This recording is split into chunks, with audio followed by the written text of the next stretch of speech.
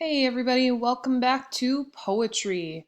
Today we are going to learn about mood versus tone. So let's get started. So the word mood. Have you ever been asked how are you feeling today? Well, I bet you probably have at least once. And you might say that you're feeling happy or joyful or sad or maybe even bored. That's what mood is when we talk about poetry. It's asking how you feel when you read a poem. So it's more reader centered.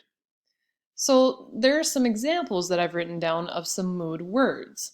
So cheerful, mysterious, sad, joyful, eerie, calm, intense, comical, powerful. The options are endless. But just remember, it's how you feel after you've read the poem.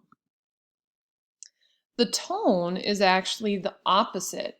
You almost have to put yourself in the shoes of the writer.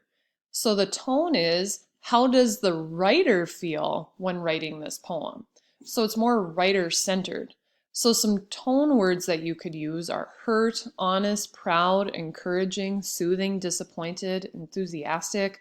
Again, the options are endless. But remember, it's how the writer feels when writing the poem. So I want you to do some practice. I want you to go on to IXL, Language Arts 4th grade, and I want you to go to M2, Analyze Poetry. Spend about 5 minutes and set a goal. The questions will be very similar to what we just talked about with mood and tone. So that's all I have for you today. Quick, easy peasy lesson. I will see you again next time when we learn more about poetry. See you next time.